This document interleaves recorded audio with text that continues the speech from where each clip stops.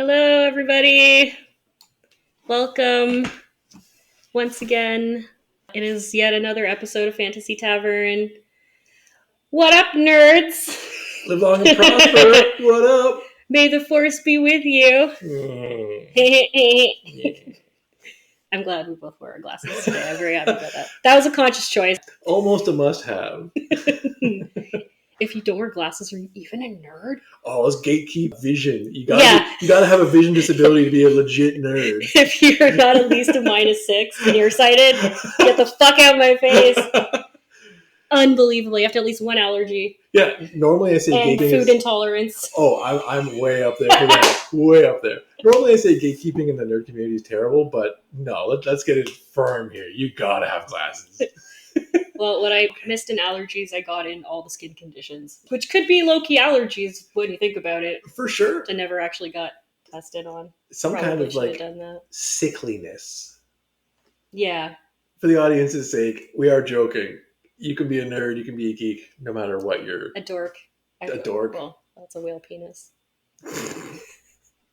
So welcome to our super duper secret special surprise guest of the day. This is the one and only, the legend, the icon, Dave Toms. It's a pleasure. Thank you for having me. Thanks for coming. Do you want to give a little intro on kind of what you're into and your hobbies and your occupation and kind of like what your sure pop culture likes and dislikes? So I'm a born Star Trek fan. From the time I was literally born, my parents were both big Trekkies. I won't share too many of the stories, but apparently back when they were dating in London, England, Saturday night date night usually involved a new episode of Star Trek, the original series. Nice. So when they had a couple of kids, our Saturday night tradition was ordering pizza for the kids and watching a new episode of Star Trek Next Generation. So the next generation of the Toms family, the next generation of Star Trek. Perfect. Yeah. So I do carry Star Trek close to my heart, both figuratively and literally, because I have a few Star Trek tattoos, including the TNG communicator over my heart. Oh, that's sick. Yeah. Nice. I stood in front of the mirror for about an hour, just slapping my chest, just to see where my fingers landed, so that the tattoo would go exactly there. Like, where does my hand just like naturally fall? And it always falls exactly where I had them put the communicator. So without even looking, I can just go. Bloop. And so I'm also a big math nerd, student growing up in school, science, math. And professionally, I work in software product development. I can't write software myself, but I work in like requirements management or coaching. If anyone knows what a Scrum Master is, that's me. Okay. Yeah. Go Agile, nice. Yeah! Yeah, I am not super computer literate. That's cool. I mean, I think like talking about like different generations, I think with us, we had to have some degree of like being more technologically savvy, but there's a lot of stuff I don't know. My extent of like coding is what you learn to like run your MySpace page back in the day. And the background image. Yeah, putting in all your different colors and like animations and images and videos and shit. But yeah, I'm definitely more of a Star Wars person myself. Cool. The Star Wars girly. But I do really enjoy Star Trek. Next Generation and Voyager were kind of from my time. So those are the ones I remember. We'll talk a little bit more about that because I did a little bit more research on Star Trek before you came over just to get myself kind of up to speed on things. Yeah, today we are going to be just nerding out, geeking out on science fiction fandoms. So I guess we'll kind of discuss what a fandom is first, and then we're going to go into 4 kind of key ones that have, I guess, the most fans and the most committed, obsessed, diehard fans. So we're going to talk about X-Files, Doctor Who, Star Trek, and Star Wars. Right. I just think Picard's hot. It's like, you know, that old joke of, hey, you're wearing that band shirt, name 3 songs. Oh, God. Whereas instead it's like, oh, yeah, you're a Trekkie. Say 3 words in Klingon. Oh. Yeah. With perfect pronunciation. Yeah, name the top 5 episode titles. It's like, man. Yeah. Of each different evolution of show. Yeah. Oh God. Yeah, what was the name of Archer's dog? Like, Hmm. you don't have to know that kind of level of detail to still get something out of it. Orange cat is the only important pet.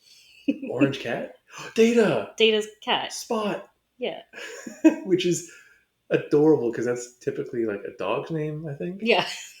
Someone like Data who Mm. aspires to have human emotion, but is kind of locked into his programming. Hmm. It's a really fascinating take on it. And the episodes of Next Generation, where Spock and Data meet, and the two of them are, Spock being half human, longs to have that part of him suppressed or removed. Hmm. And Data, who is devoid of emotion entirely, aspires to feel them. And seeing how they've both kind of been given by design Hmm. what they hate about themselves the most, and what they aspire to in the Yeah. opposite. I love those kind of details about that. They're like, just dap it up. Yeah. You see, they're like, there's a pause, and they're like, bruh. Yeah. This is how you do it, right? This is how you handshake. Well, I mean, there's so much queer coding in Trek too. Oh my God. The idea of Spock and Data getting it on would be amazing. Like, there's so much. We are gonna talk about the slash fic. Nice. I think it's more Kirk and Spock's is Yeah. like the popular one, but yes, I have heard of the Spock and Data and like Riker and pretty much everybody. I once attended a fan fiction party where everyone was asked to write some spicy fanfic and present it to the group. So there we're at this party in various states of undress, and I read out loud my own fanfic of Data describing in exquisite detail his encounter with Yar. Nice. With a capital D. Yeah. Tasha wanted Data and his capital D. The thirst was real. Well, and speaking of fandoms, the other Trek tattoo I have besides the communicator is the timeline diagram I myself designed of Tasha. I don't know if the camera can see that. We're getting real nerdy with it now. Tasha Yar's birth and deaths across the two timelines. Oh, and then there's one on the back here. And exactly, yeah. And we get a beverage. Yeah, I got the bevs here, snacks here.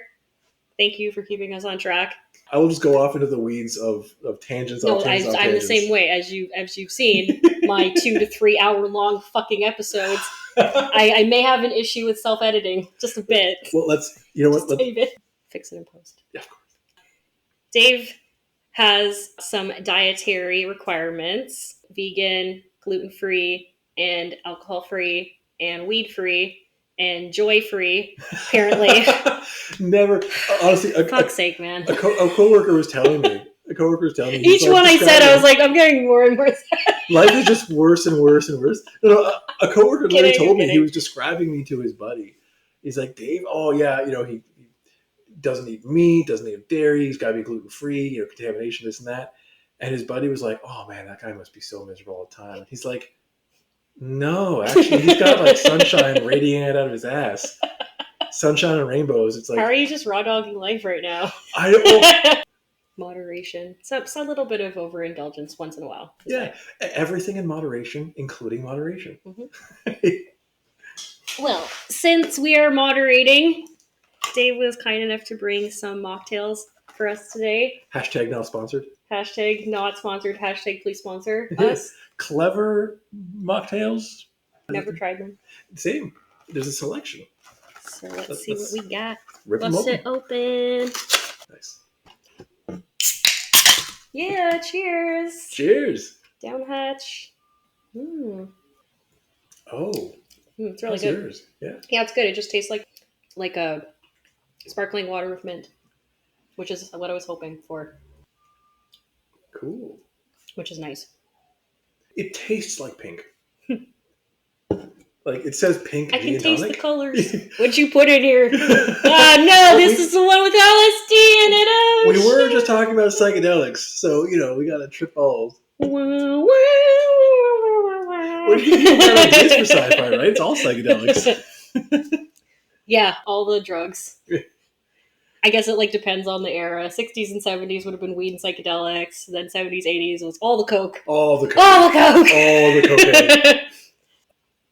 I just feel like Star Wars was largely influenced by cocaine for some reason. It just has that vibe to it. Yeah.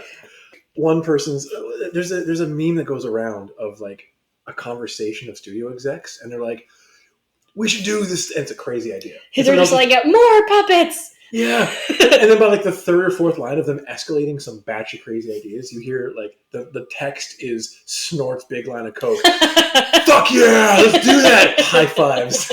And it's like that's how a lot of films, I'm sure, get made. Cut his hand off. Yeah, we should totally cut his hand off. And he should kiss his sister. Bro, what? Like, but he doesn't know it's her. Okay, yeah, totally, dude. Yeah, that happened to me and my cousin at a party once. Like, what? No, I didn't know. Holy fuck.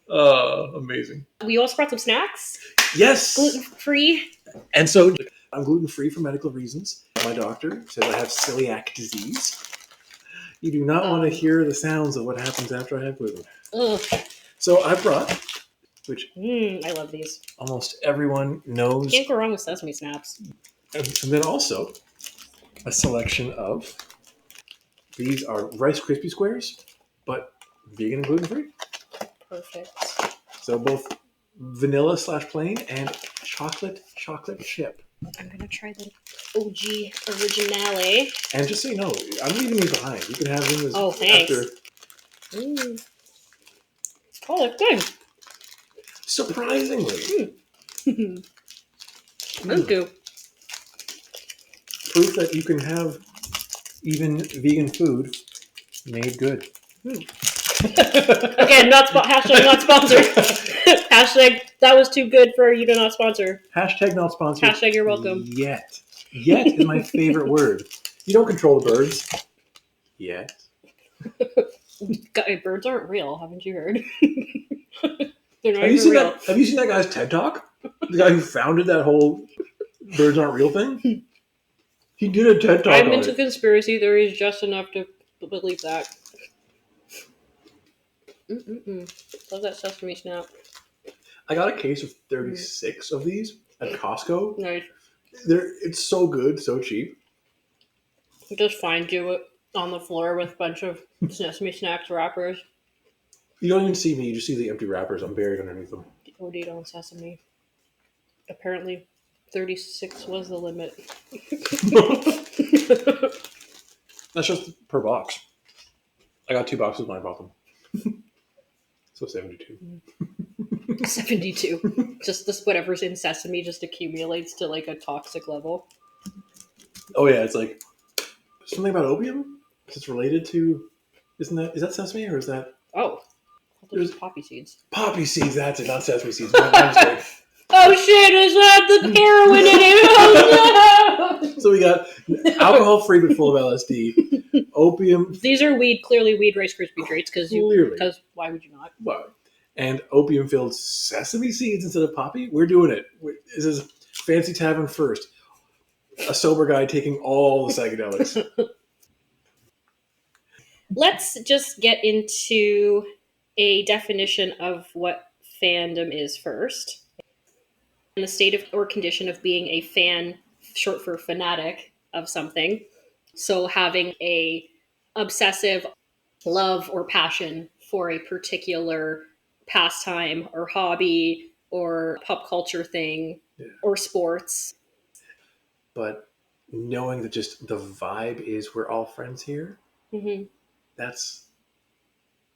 You're kind of seeing people who like look and dress and act like you and kind of like know all the same, have watched all the same things and have the knowledge of the same lore and everything, and or maybe they're dressed like in your favorite character as well. And it's a good thing to celebrate. Or it's a good thing to have things to celebrate. Life can be hard. And so when you have these opportunities to find connections with other people. Yeah, it just goes beyond like showing off your costume or hoping to get into a panel of celebrities or get autographs and stuff. You have to remember that it's the other people that are like you that take out the competition and the wanting to get like collectible, valuable items and stuff over somebody else, for example. You have to remember that at the end of the day, you have to just have that nice shared experience together. It's not about like one-upping the other person. Totally. Yeah. Like we're talking about fan fiction, but also like fan made movies and short films and stuff like that. Oh, sorry, fan made movies. I just, you're totally right, and I'm totally on the ball with that. I'm just reminded of one of the frustrating elements of Star Trek fandom, which was Paramount shutting down Axanar. Have you heard of Axanar? What is this? You have to watch it. It's free on YouTube. Oh. Fans, like with connections, made a 25-minute short film called Prelude to Axanar. It was filmed like this behind the scenes interview historical account of the Battle of Axanar, this event in Star Trek history. And they got legit Star Trek actors to show up and like legit Star Trek people in legit makeup to be like, yeah, I'm Vulcan High Command and blah, blah, blah, recounting and interviewing people who were at the Battle of Axanar. And it was part of a crowdfunding event. They just put this online for free as a short film to kickstart the funding for a full-length movie of the Battle of Axanar. Paramount sued them to hell and back. And so now Axanar is instead something like, it's still going, but it's like YouTube short films, like 2 5-minute short films. The result of the lawsuit was, you can't do this. Instead of, going to prison or something, they allowed them to do a tiny little fraction of a percent of a version of what they had in their mind. So when I heard you say fan films, there are fans who can do, I would say, better quality than some of the big studios can do. But of Axanar. Actually, you should have greenlighted us. Yeah, the Battle of Axanar involved the first appearance of the D7 Klingon battlecruiser, the D7, which was a wholly designed for Fan Empire. Don't get me started on a memorization of all the fucking ships, and that's for all you military history fucking nerds out there. Yeah. I know some of them, but yeah. But yeah, let's get started on our first fandom. I'll do the ones that we're, I guess, not as familiar with first. So I wanted to pick Doctor Who because it's been on for so long and they're very diehard fans out there. And you told me the fans are called Whovians? Whovians, yes. Fascinating. There's actually like lists you can look up online of all the different names of the groups of fans for like musicians, sports teams, sci-fi stuff, horror stuff. Apparently Star Wars fans are called Warsies, but no one really uses that because it sounds gross. Lame. Or if you're like more into the dark side, you could call them Sith heads. But yeah, I'm not a huge fan of that name. I just like Star Wars fans. How long has Doctor Who been on? It's been on for 26 seasons. Yo, with the break. That is too many seasons, dude. Does that include time off? Because apparently there was a break. There was, yes. And I don't know much about it, but it like ran for X seasons and then it came back some years later. So first it went from 1963 to 1989. Holy! Then it ended. Then they tried to revive it in the mid-90s. But apparently that was unsuccessful. So then they dropped it again for a while. And then by 2005, there was a revival, which is technically, it says here, a direct continuation from the end of the 1989 series. And actually, in 1996, it wasn't the series again. It was a film. It was a movie that came out. So 26 seasons, inclusive of the original run. Total. From like now to 2024. 2013 was the 50th anniversary. The general premise of Doctor Who, for those of you who don't know, each weekly episode would form sort of like a mini serial. So 4 to 6 parts, 3 to 4 parts. There were some one-off episodes or like 2-parters in there, but they'd sort of kind of have like a running thing for a little while and for a few episodes, and then they switched up to something else. This program was intended to be educational and for family viewing. They had Douglas Adams and Robert Holmes, who were writers for the show. What? Douglas Adams wrote for Doctor Who? Yeah. That's amazing. Mm-hmm. Then the serial format changed in 2005, which are more like their own episodes. 883 Doctor Who installments have been televised since 1963. 883. 2 feature-length productions. 1983's The Five Doctors and the 1996 television film. 12 Christmas specials. Yeah, British people love their like Christmas specials too. Yeah.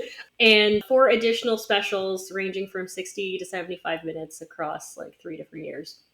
That's amazing. There were some mini episodes that were released. They've done charity appeals on their show. There was a collab with EastEnders. Oh, and there's also some missing episodes. So between 1967 and 1978, large amounts of old material in the BBC's tape and film libraries were destroyed or wiped, including many early episodes of Doctor Who. No. 97 of 253 episodes produced during the first 6 years are not accounted for. Basically, there was a practice of like wiping tapes and destroying spare copies of film, but then they stopped doing that because they're like, well, now we have no actual backup record of this. Some individuals and different archives of other places in the world have returned some of the episodes to BBC over the years, but yeah. The main character in Doctor Who is the Doctor. And his name is just the Doctor. Yeah. Over the years has been primarily male, but in recent years there has been 1 or 2 female women doctors. You want to see toxic fandoms, look at the reaction to finding out that there's a woman doctor. People are like... Oh yeah, I think like in every single fandom we're going to talk about, there is some backlash on having a lead female woman character. Yeah. That's just, I think, the consequence of, for so long, these science fiction fandoms being male dominated. Yeah. And there's just, unfortunately, there's still a lot of misogyny and sexism. And especially nowadays when everyone's like, oh, now this show's woke because they had a woman doctor or blah, blah, blah. And it's like, these shows were always woke. Yeah. They were always woke, but also... And women were always here doing shit. Yeah, and the fact that it's just more representing real life. Mm-hmm. Like, they're just pissed off that the white, heteronormative, cisgender, male human... They're probably just as mad about the black doctor now, too. Yeah, but they're no longer seeing that as the default human. Mm-hmm. And it's like, yeah, there are white, straight, cisgender men in the world. Of course, I'm one of them. But they're not the default human. So seeing a cast where it's like 9 white men and a non-white character, a woman character, that's not... It is not that it's lacking diversity, so that's bad. It's lacking reality. Like, it's when you have more aliens than you have just non-white men on your show, that's not real. Over half of humans are They'd women. rather have, like, the whole saying, like, I don't care if you're black, white, green, purple. It's like, well, it seems like you do, because you'd rather have green and purple people than actual human races that aren't white. Yeah. Well, and it's like, again, unfortunately, the world that we actually talk about wanting, where people are races and genders and everything are like, if they've got the same level of expertise, then they're on equal footing. Yeah. Because a number of times some ethnicity has been used for the stereotype villain of the week. Mm-hmm. You know, Middle Eastern terrorist, black, horrible stereotype of, you know, ignorant tribal something. Yeah. Those stereotypes are so harmful. And so without representation in the main cast, main crew, and like addressing that within the writing and the acting of the show, right? Because there are a lot of, again, we'll talk about in like Star Wars, for example, it's very clear who you're trying to portray as like a race or whatever. That reminds me of the whole Harry Potter thing, actually, where they were like getting mad because like the goblins in the movies and like in the book were portrayed as like very anti-Semitic stereotypes. And then we all know that Joanne Clan Rowling is like a fucking TERF and fuck TERFs. But she's getting sued now, so yeah. Good. Or no, I just saw a thing where it's like we can't call her a TERF anymore because she's not a feminist. Oh, yeah. I dig that. Yeah. She's just a turd. Just a turd. Well, I don't know what the D stands for, but I'm sure it'll come from. And again, representation is so important. The stat I saw recently, and you probably saw the same thing, was the regret rate for Harry Potter tattoos Yes. is higher than gender affirming surgeries. Yes. Oh, that's so good. Yep. That's so good. Whew, I'm so glad I never got a Harry Potter tattoo. Cancelled. Oh no. Jodie Whittaker is an amazing actress.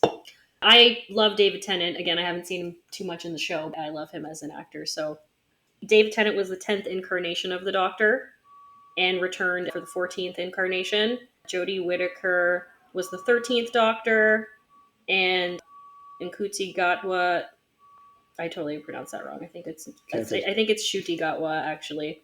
Sorry. Episode's Career's over. over. Good night, Show's everybody. We're over. both canceled. Have a good night. I love them on Sex Education, which Gillian Anderson is also on. What? It's a fucking hilarious show. I highly recommend you check it out. I was about to say I don't know Sex Education, but that would have sounded horrible. What's It's a show about a high school kid whose mom is a sex positive, self-help type of person, and she has like an extremely active sex life that he kind of has to deal with. And he's like incredibly nerdy and awkward and has no sexual experience, but because of all the stuff he learns from his mom, he somehow becomes the school therapist. Everyone in the school who is sexually active and like doesn't really know how to navigate sex and relationships, they all come to him. The guy who's not getting laid. The guy who's not getting laid and is like a humongous dweeb. Amazing. Shuti Gatwa in the show is his best friend, and he's gay and trying to kind of like in the beginning hide it from his family. Amazing. Because they're very like traditional African background family. Well, it's funny that... And he starts a fling with the school bully who it was in the closet the whole time. Mm-hmm. Oh, he's and his dad, and then the bully's dad is like the headmaster of the school. It's a whole thing. You should watch it. It's great. It's a TV show? It's a TV show, yeah. Nice. Gillian Anderson is great. She's so hot. For I love her so much. For the audience that can't see, we're looking up her British accent has returned. Yeah. Looking at a massive framed poster of Gillian Anderson over here. Maybe if you do post editing and the people have seen the Gillian Anderson poster in the past. Past episodes, right? But I think it was in the music festival one. You can kind of see it. I did post it on the socials, that my poster that I have. Glorious. It is an official, if you look in the corner, an official X-Files poster. Amazing. Got that from Dan Dando. Thanks, Dan Dando. Dan is the man. Hey, Dan the man. Shout out Dando. Well, and so a parallel to what you're talking about, the idea of that actor being the nerd giving sex advice. The stereotype of nerds being asexual or not understanding sex, the amount of thirst and horniness at conventions is both the unhealthy and healthy versions. If only the personal hygiene matched the thirst. No joke. A buddy of mine, a very good buddy of mine, John Moore, shout out to John. He was a volunteer. He's got great hygiene, by the way. He volunteered to be a volunteer at a convention, like Fan Expo or something. Mm-hmm. And on his application, he wrote, "I wear deodorant." And they hired him. And I assume those two were connected. Maybe they would have hired him anyway. But just to know that... The fact that you have to put that on there is not good. He proactively did it. That wasn't even on the form. He had that himself. He's like tell us about yourself. It's a real deodorant stick too, not just Axe body spray. Yeah. But the amount of horniness in the sci-fi community, I'm part of a few social media groups. I won't say the name for privacy reasons. But there's so much sex positivity, body positivity. Star Trek Las Vegas, the big convention down there. I don't want to say it's just one big orgy because it's several smaller ones. But the amount of people in these social media groups I'm a part of who are planning their escapades. What do you call the Vulcan sex ritual again? Ponfar. Ponfar. Every 7 years, Vulcans must mate. Which for you means a lot less sex, and for me means a lot more. Comic book guy from The Simpsons. Not me personally. I think there's a lot of parallels between sci-fi nerds and neurodivergence. And there's, again, this idea of infantilizing neurodivergent people. Yeah, and assuming that people who are into sci-fi fandoms are like childish and immature. Yeah. Whereas you get into the fandom, yeah, there is a lot of horny play. They be fucking. I've gotten laid at more fan expos than not. Up top. I've never been to a con. I think I need to change my perspective here. Like I said earlier, you show up and I was just hanging out in the aisles at Home Depot. Turns out I was been at cons this whole time. You show up, you get that immediate feeling, I'm with my people. Well, and especially as a woman, you're going to get a lot of good and a lot of bad attention. Yeah. But in every year, getting better and better and better, and making known consent is important. Cosplay is not consent. You have to ask before taking photos, before touching. One of the best, I was at a panel with a bunch of women who were doing cosplay. They made their own cosplays, like high-end stuff. I'm talking Jessica Negri type. Panel. Okay, yeah. She was on the panel. Yeah. And one of the guys in the audience asked the question, like totally sincerely, saying like, hey, I want to be someone who's safe and someone who's supportive. So when I like come to take a photo or come to get a signing and I want a hug or something, how can I best approach that?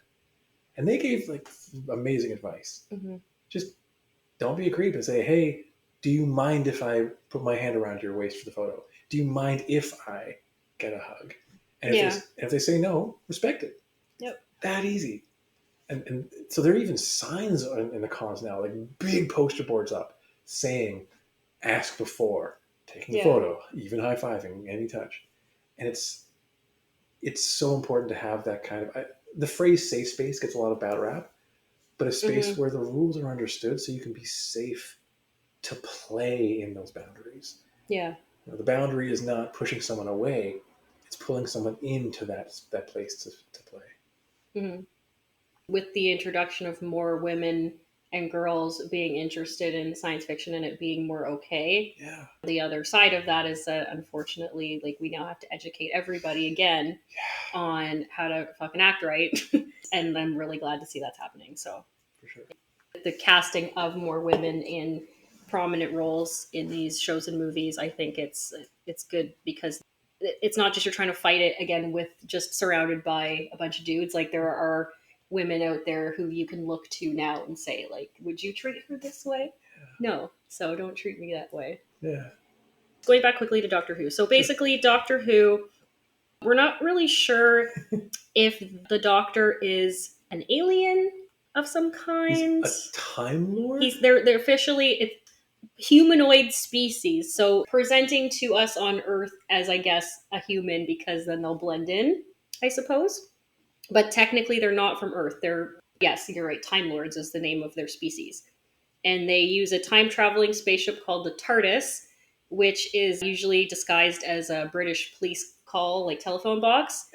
And then they can go in there and then they time travel around to different periods in history and stuff. And funny fact, because I don't know much about Doctor Who, but one of the few things I know, apparently that whole British phone booth telephone box thing, the idea is that TARDIS is supposed to be able to manifest any illusion, but it got broken when it was visiting like old school England one season. Okay. And so it just got stuck as that's the only shape it takes now, which is funny because after what you said, 26 seasons, the number of times it's apparently been broken and fixed, and that's the one thing they have never gotten around to fixing. To be like, oh, we're in like prehistoric dinosaur time, let's look like a boulder. Nope, British phone box. Oh, okay, and I understand now. So the reason that there's different incarnations of the Doctor, the Time Lord gets fatally injured, potentially, but then their cells will reincarnate into a different body. So reincarnate / regenerate. Regenerate, so like, yes. Yeah, it's like the cells will restructure into a different humanoid form, but it'll have like the same memories, same knowledge that the previous Doctor had, I guess you would say. Yeah, I'm curious if ever since the Doctor has manifested as a woman, manifested as a man again, manifested again, I wonder if the trans community has picked up on that. And that's what's happening in sci-fi. Yes! The fact that now non-binary people are getting non-binary roles, trans people are getting trans roles, it's opening up opportunities for people who deserve it. A long time in space, the Doctor will generally travel with companions. They find events that will pique their curiosity, and they will try to prevent evil forces from harming innocents or changing history, using only ingenuity and minimal resources, including the iconic sonic screwdriver. There's often collaborations with an international military task force called UNIT. The age of the Doctor is kind of unknown. We know that they're centuries old, and the various incarnations of the Doctor have a few enemies that they will continuously encounter during their travels, including the Daleks, which many people know. Yeah, if you don't know Doctor Who, you will usually know that reference. And the Daleks' creator Davros, as well as the Cybermen, and a renegade Time Lord known as the Master. See, this is what's so intimidating to me as a sci-fi fan who wants to get into Doctor Who, with so much lore and 26 seasons. I keep being told, oh, you can skip these, you can start here, you can start later. But there's so much lore. Yeah. I want to know it all. And there's just no time. Doctor Who is very popular in the UK. It's a pretty significant part of their pop culture. Everywhere else, it's sort of like a cult following. The series has been listed in the Guinness World Records as the longest running science fiction television series in the world and the most successful series of all time. What? Based on overall broadcast ratings, DVD, and book sales. Amazing. Doctor Who actually premiered the day after the JFK assassination. Ooh. Yep. It always initially appeared on the mainstream BBC One channel, drawing audiences of millions of viewers. The first of these high rating periods was called Dalek Mania in the 1964-1965 period. The second was the Tom Baker mid to late 70s. And then there was the 80s, which was not as high. And a lot of people say that because Coronation Street was also on around that same time, there was like a competition between that show and Coronation Street. You can't fuck Coronation Street. You can't beat Corey. Oh man, I remember watching that when my grandma loved that show when I was a kid. David Tennant's were one of the most notable periods of high ratings. Internationally, they're broadcasted in more than 50 countries, and the 50th anniversary episode, The Day of the Doctor, was broadcast in 94 countries. Oh. Screened to more than 500,000 people in cinemas across Australia, Latin America, North America, and Europe. This was also a Guinness World Record. Live viewing of a broadcast event? Just that one episode, yeah. Nice. Only 4 episodes had premiere showings on channels other than BBC One. Doctor Who has now been released on Disney Plus outside the UK and Ireland. Okay, so maybe I still have Disney Plus. I haven't canceled it. I said I was going to after that whole Disney Plus court fiasco thing that happened. Where some guy signed up for Disney Plus and so they didn't claim responsibility for his wife getting killed by their restaurant? Like an allergic reaction at a restaurant. It's also won many awards, and the actors within the show have won several awards for being in the program. In 2013, Peabody Awards honored Doctor Who with an institutional Peabody for evolving with technology. Oh, and there's actually been a lot of guest appearances on Doctor Who by Kylie Minogue, Andrew Garfield, Sir Ian McKellen, among others. Nice. Shout out to Sir Ian McKellen. Mm-hmm. Magneto. And in the Americas, shown in syndication from the 1970s to the 1990s, particularly on PBS. TV Ontario picked up the show in 76. Nice. From 1979 to 1981, TVO bookings were bookended by science fiction writer Judith Merrill, who would introduce the episode and then conclude it and place it in like an educational context. Nice. Then they moved it to the Sci-Fi Channel Space in the late 2000s. I think that's when I saw the late aughts. When it came to Space, I think that's when I started watching it, but I only saw 4 or 5 episodes. I loved it. I forget why I stopped watching it. I think scheduling, like I had bands or something to play in. But yeah, so that's like an example of one that's kind of like more of a cult following, similar to X-Files, I would say, actually. Which I guess we'll kind of segue into another segue. X-Files. I remember having such a crush on Scully back in high school. Yeah, like anybody out there who's bi, that's pretty much. How did you find out you were bi? Watching X-Files. One of my first high school crushes was the girl who sat next to me in math class, who liked X-Files because I wore an X-Files shirt. Big nerd. She turned to me and we were friendly. I had no social skills, so she's like, "Oh, X-Files! I like that show." Yeah. Immediate crush. No clue what her name was. No, I think we only ever talked in math class. But it brought people together. I remember that song by the Bloodhound Gang. Which one? That's like, You and we me, can babe. do it doggy style so we can both watch X-Files. I don't remember that lyric. That's Because awesome. like that just makes the song so fucking dated. Yeah. It's like, what were the 90s about? Bloodhound Gang and watching X-Files. X-Files. Clearly I was too young to be doing the banging part. Yeah. But I still sang the song. Amazing. Nature calls, so I gotta take a Oh, break. okay. Let's take a little break. Cool. I may do the same thing, actually. Can you go first? There's 2 bathrooms. You can take this one, I'll take that one. What? You remember the highlight? Bougie. Man, this place is Oh, fancy. well, 1.5. Oh, yeah. Well, hey, let's see. Actually, it's 1.5. Yeah, technically it's only an half sweet. Yeah. Come here, Mom. Where have you been? Hey, where did you go? Hey, young man. You gonna come sit? Stop hiding. You didn't even come and say hi. Look, everybody, Phobos is here. The real star of the show. Don't tell Dave.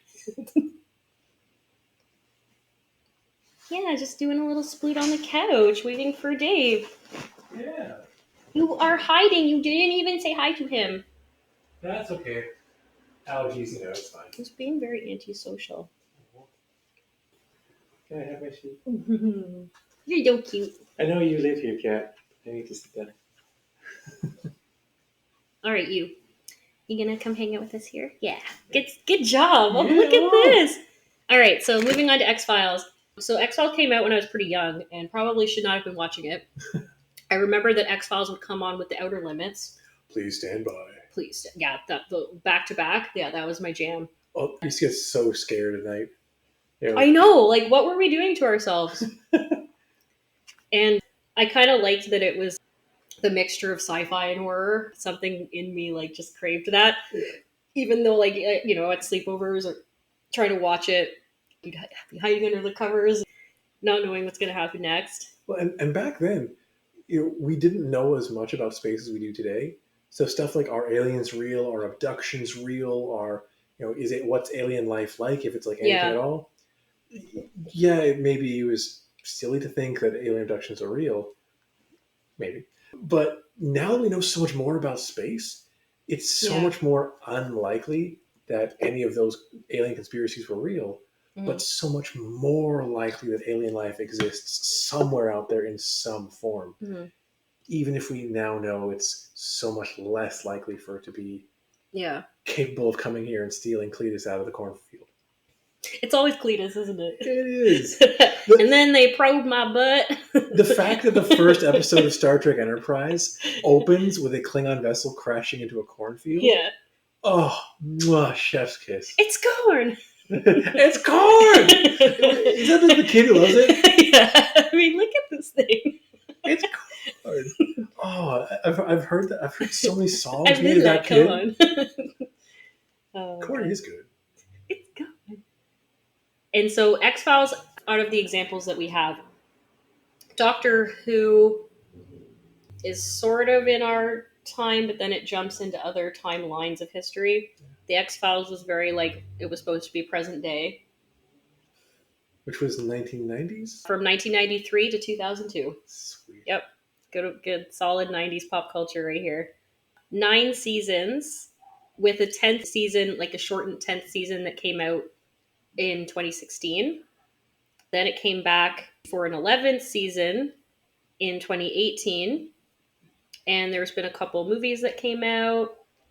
As we've talked about, our childhood crushes, Fox Mulder, played by David Duchovny, and Dana Scully, played by our Lord and Savior, Gillian Anderson. In the year of our Lord, Gillian Anderson. Especially being a Dave. Seeing a David on the screen with Gillian Anderson, the goddess herself. Oh, just that extra personal touch. Yeah. It's good to see that on the film. And this is actually taking from real life FBI. assuming that within the FBI, these two special agents investigate what are called the X Files, which are unsolved cases involving paranormal and possibly extraterrestrial phenomena. Ooh. So Mulder is a skilled criminal profiler, and he is the conspiracy theorist of the duo who thinks that there is a paranormal and extraterrestrial force, while Scully is a doctor and a skeptic who tries to kind of bring Mulder back down to earth when they analyze these X Files. Who's willing to put up with only so much of his shit? Yeah. Because he wasn't the premise he saw his sister get abducted when he was a kid. That was part of it, right? So he has like this real world experience that is like, I guess, driving him to find the truth, right? That the whole like the truth is out there. I want to believe. Like those are the key lines of the show, right? I want to believe. I had that poster on my wall with a really a grainy photograph of a really shitty like string held up UFO, but like I want to believe. Boom boom boom boom boom boom. Do do do do. Like oh man. So out of the 4 theme songs, which the honestly, I just heard the Doctor Who one, like I just re-listened to it. It's pretty epic. Yeah. And then of course we all know Star Trek and Star Wars, but honestly that X-Files theme song kind of hits different. It hits different. It's like it really gets that to that like bone chilling, oh god, an alien's gonna come get me. It perfectly captures that feeling. Yeah. One thing I'll say is with Star Trek there are so many different themes. Yeah, they did change the Star Trek theme up. You're right. It started as like the theremin theme song thing back in the day, and then they changed it like for the different. Yeah, exactly. Yeah. Every series had its own theme song. Yeah. Everything from The Next Generation, which is, yeah. Oh man. All the way to fucking Faith of the Heart. One of the Star Trek shit posting groups I'm a part of on Facebook, it has this running gag of, oh, you don't like that? You just lack faith of the heart. Oh fuck! And what's really destroying me lately is that I've started rewatching Enterprise from the beginning, and I can't believe I'm saying this. I unironically love the theme song now. I used to hate that theme song. Like, you ruined. This was the toxic fandom in myself. Oh. I try to not be toxic, but I was like, you're ruining Star Trek. It should be a symphony. How dare you put Bon Jovi in the theme song with lyrics? What? And now, like, however many years later, like 20 years later, I'm like, because I've got faith of the heart. It's a bop. It is. It's a bop. I can reach any star because I've got faith. Faith of the heart. And I'm like air drumming along to it. And I'm like, those drums are tasty. Simple, but exquisitely. The way it's like tom snare laughing. Like, it's giving Phil Collins. It is. It's giving In the Air Tonight. I can feel it coming in the faith of the heart. Oh Lord. So I'm loving it. And it's still not it's still not peak television, peak Trek, but it's a good show. I've got faith. Bro. 25-year-old me is rolling over in his goddamn grave. Sometimes, it's okay to just like cringe stuff, okay? Yes. Don't try to fight the cringe, all right? If it's a good thing, don't fight it. Cringe is other people trying to take away our joy. Embrace the cringe. Yeah. Life is too short to give. You're already shit. A sci-fi fan, so like just lean into it. So your options are already pretty limited. You're already a bit of an outsider freak. You may as well go full force. Use the force. Use the force, Gandalf. And then beat me up when you're done. Mulder and Scully would be working for the FBI as sort of in the beginning pawns in this larger conflict. They didn't trust a ton of people. While they're trying to investigate these files, they're realizing that there's sort of like a cover-up going on with the government. There is definitely sexual tension between the characters that develops as the series goes on. Amazing. 1/3 of the episodes follow kind of a story arc about a planned alien invasion that's always kind of looming. Ooh. And then the other episodes are kind of like they'll pick an alien or mutant or monster or villain of the week to focus on. And, Yeah. and a lot of times it turned out to be, if memory serves, like, yeah, there it's just a disfigurement, or it's a genetic disorder, or it's like an experiment. It's not necessarily like an actual small monster, or like an actual vampire, right? Yeah, like sometimes it was, but sometimes not. Cool. As you were saying before, Mulder's belief in the paranormal springs from the alleged abduction of his sister Samantha when he was 12. Mhm. And this is what drives him through the series. He struggles to maintain objectivity because of this, so that's why Scully is the Grounding force. yeah, yes, often debunks his conspiracy theories with logic and scientific explanations, but sometimes she can't refute them completely, of course. And Scully becomes a reluctant believer who fuses her belief in with of science and logic with the paranormal and extraterrestrial things that they're very obviously seeing. Mulder also gets abducted and is briefly replaced by John Doggett to help him search, later involving Monica Reyes. Mulder is subjected to a military tribunal for breaking into a top secret center to view plans for the impending alien invasion. Ooh. And then he and Scully become fugitives. Ooh. There's a mythology canon that moves through the series, and these different paranormal, and sometimes it's just like they're looking at really fucked up criminal cases too.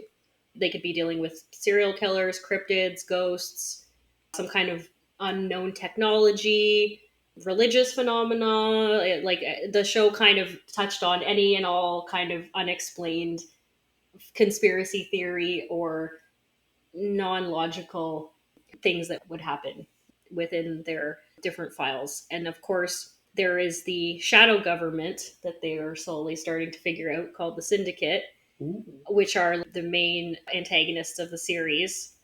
And they are the liaison between Earth and the extraterrestrials, which, as far as we kind of know throughout the series, their aliens' main goal is to destroy Earth and the human species. This is awesome because I haven't seen the show literally since I was however young ago when it first came out.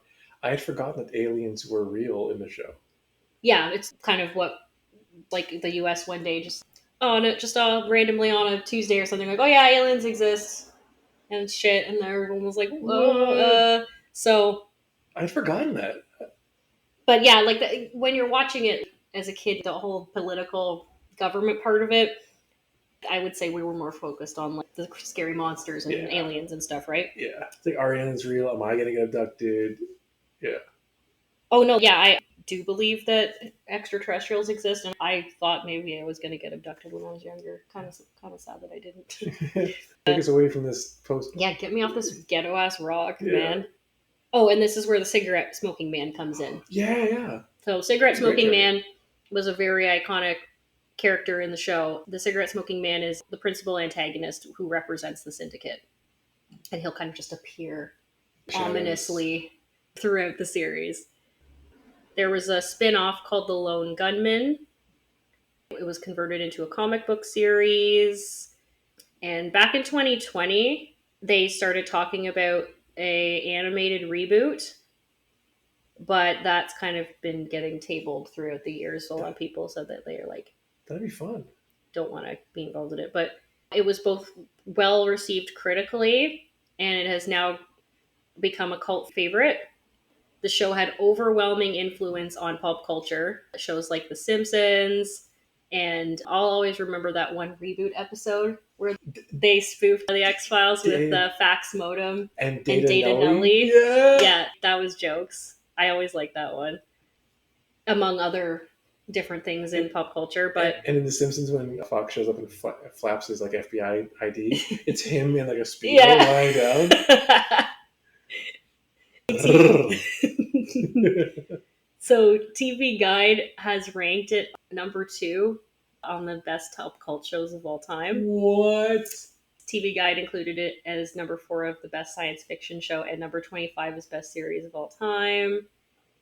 It has been criticized for being unscientific and privileging paranormal and supernatural ideas, so Richard Dawkins actually commented in terms of the anti-rational view that the X-Files purveys, saying What? here, which by virtue of its recurrent persistence is insidious. So What?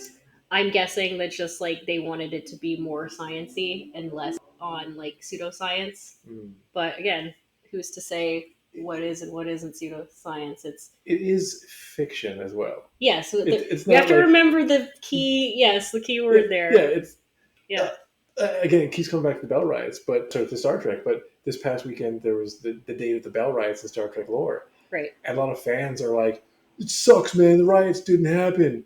It's like it was never supposed to be a prediction. And It's they fiction. did plan to have certain things happen in the states. I saw that they were organizing like rallies and Really stuff with bell riots to amazing. protest the homelessness and high cost of housing epidemic. That's amazing. So there were some actual real protests and rallies that did come out of the dates that just came up. That's awesome. Yeah. It's supposed to be inspirational, and like X Files, it's not supposed to be like a scientifically accurate exploration of whether aliens are real.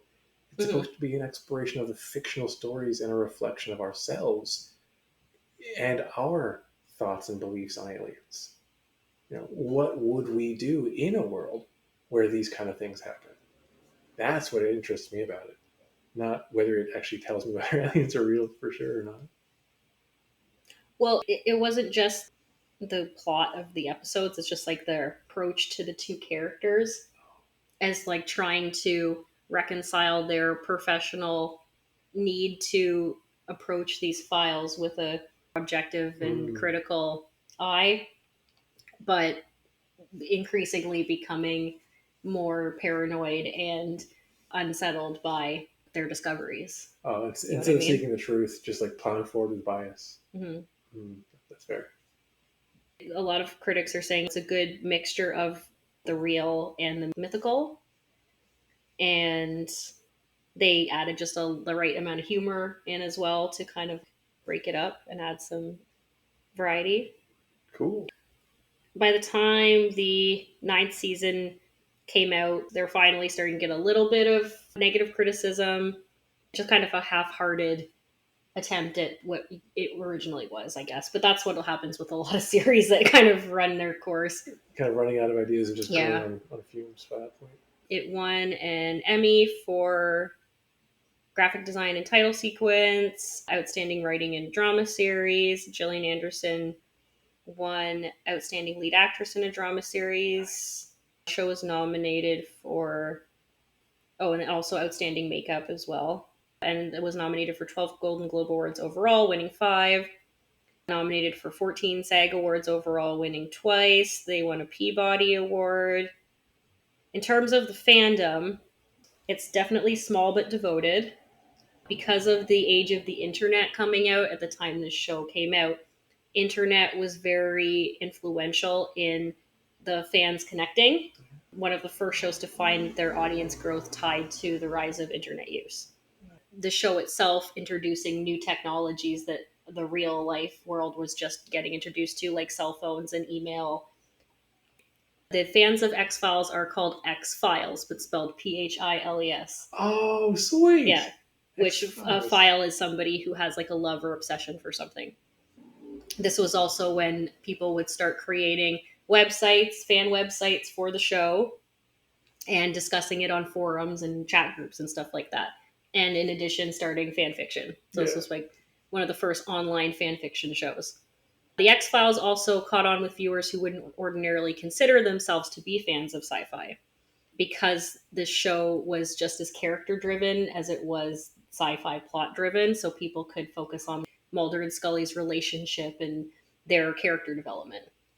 And people And love. of course, as we talked about the fact that Duchovny and Anderson are major sex symbols, a lot of people were just watching the show to be thirsty. Yeah.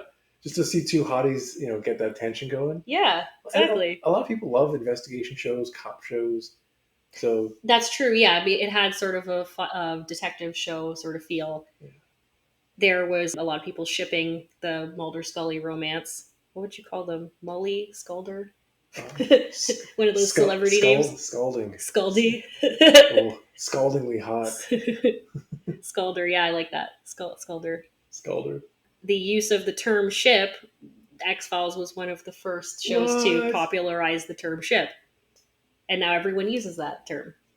And sci-fi is full of shipping. Yeah, shipping, and then of course the slash fiction that came out of this show was pretty crazy. X-Files spawned a lot of spin-off comics, collectible cards, a couple video games, So a much game merch. style database for Windows and Mac. So like you could look at all the case files that they went through, like every single episode apparently. And then another PC game that came out, a game for PlayStation 2.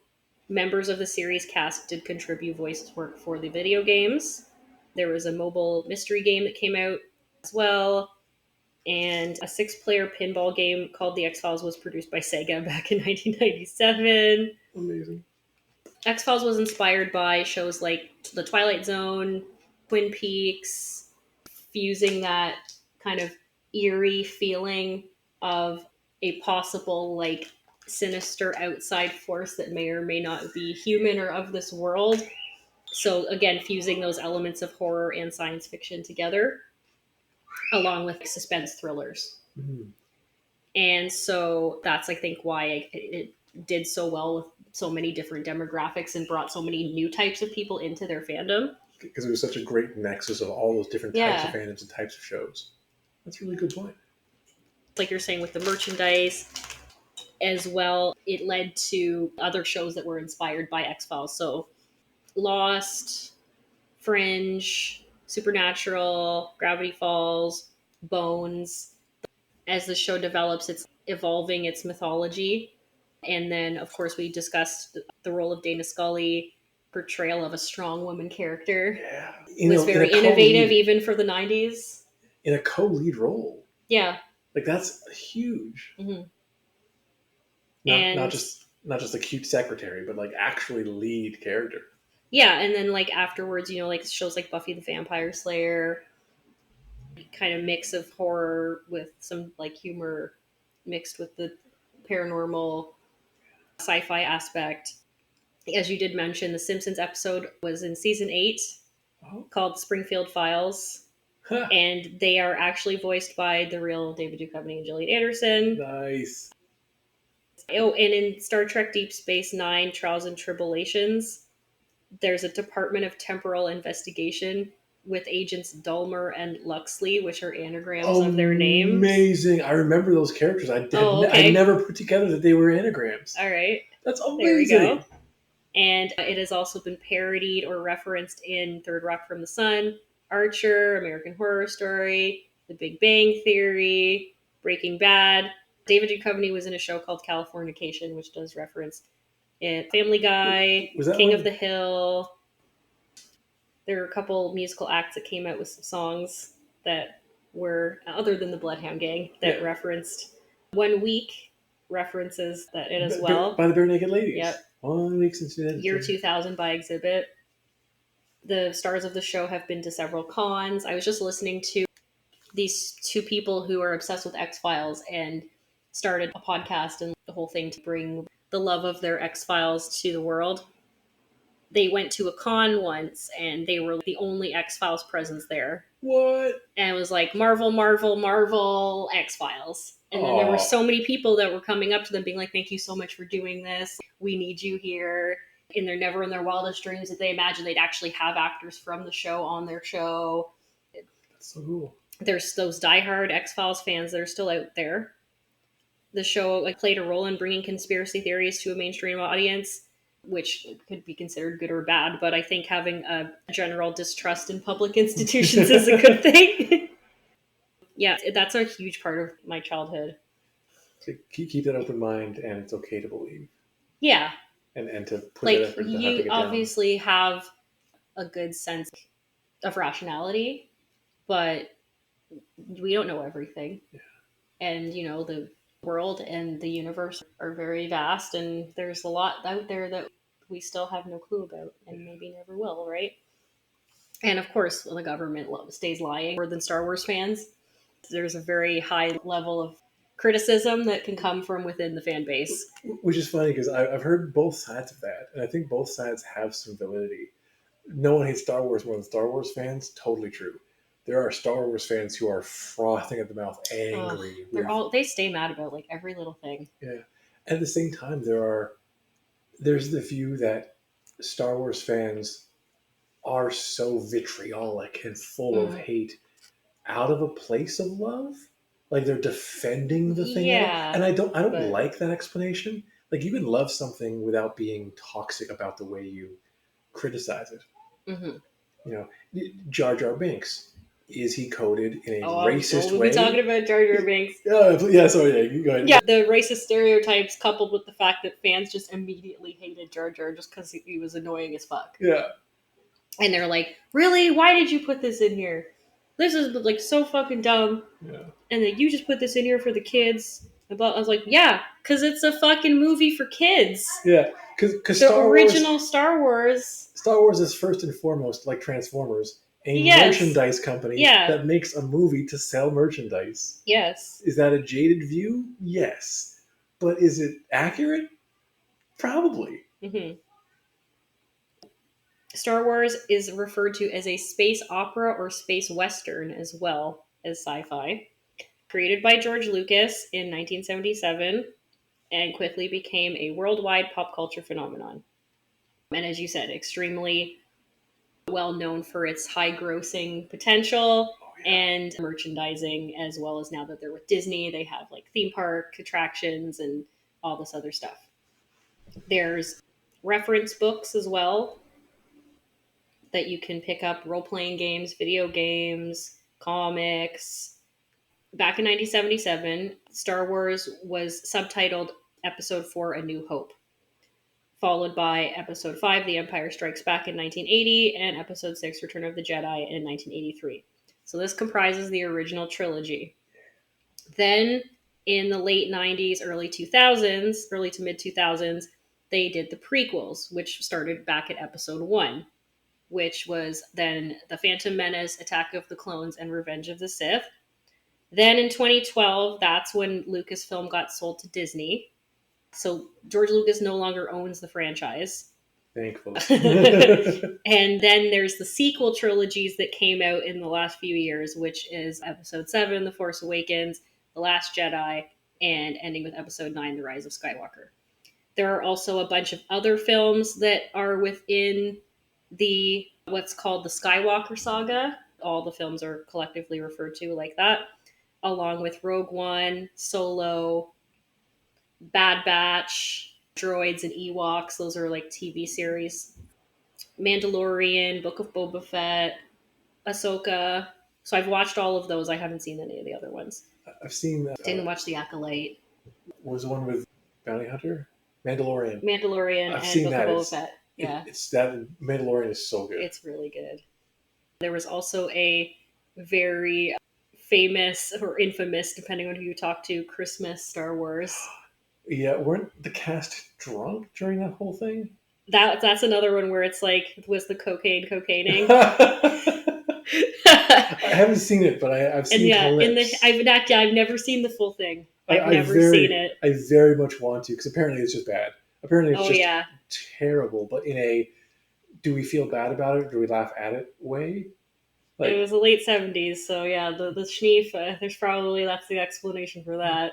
and poor Carrie Fisher, she was what, 17, 18 when she Oh started? yeah, they were so young. Yeah, and just being amongst that and being like, hmm from what I've heard, being like a young, beautiful woman on set with a lot of guys was not a healthy environment. hmm And then, there's a sequel. Let's put you in a revealing dress. Let's put you in a revealing bikini. Make you the slave girl. Oh yeah, there's that popular thing where Carrie Fisher's like, wouldn't I be wearing a bra with this costume? And then George Lucas was like, oh, they don't have bras in space. Yeah.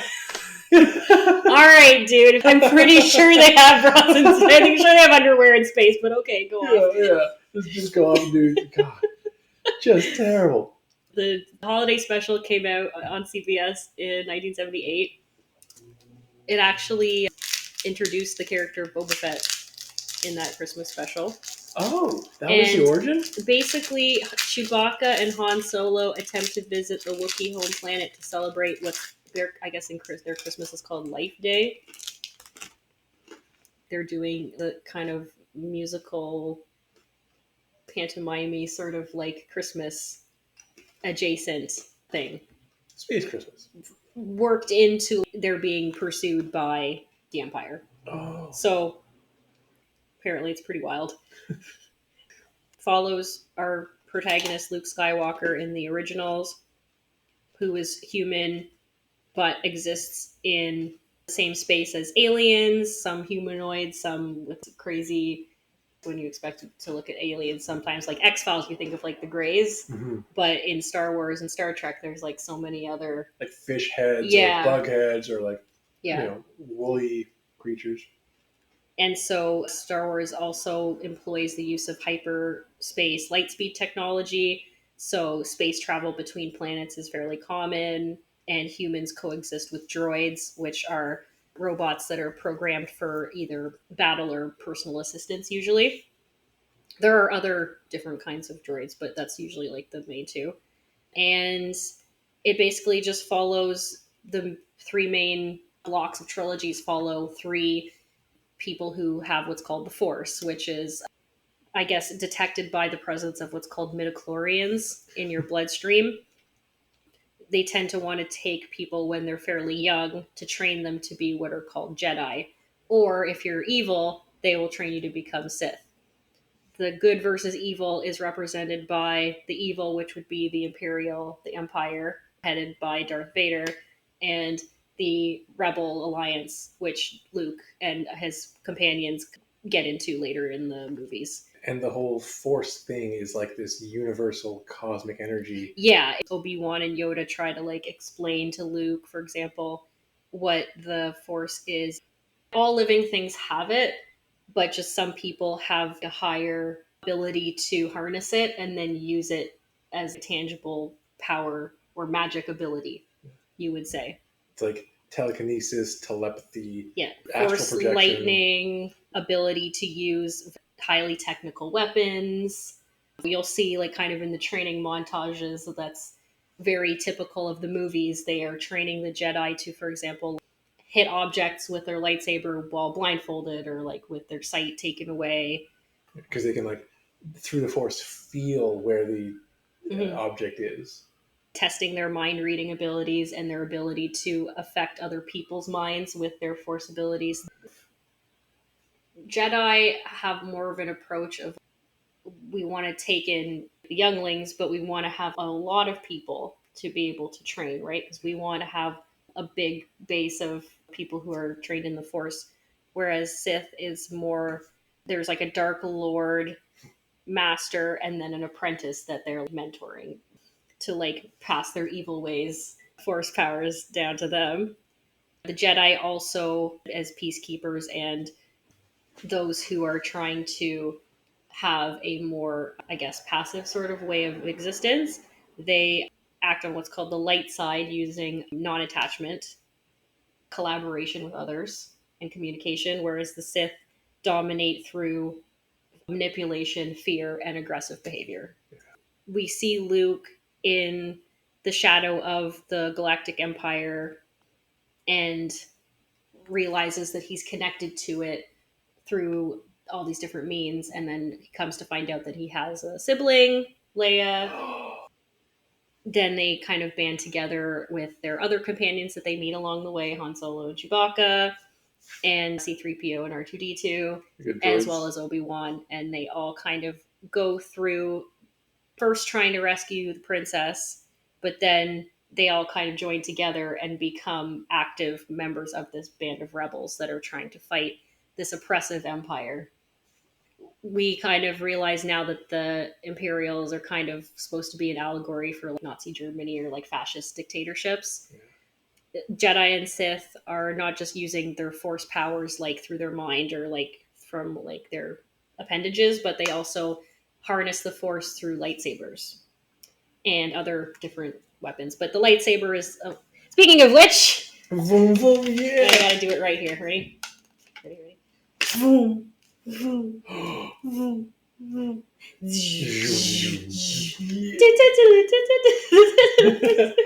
Careful not to drop. Careful not to drop it when it's pointing face down.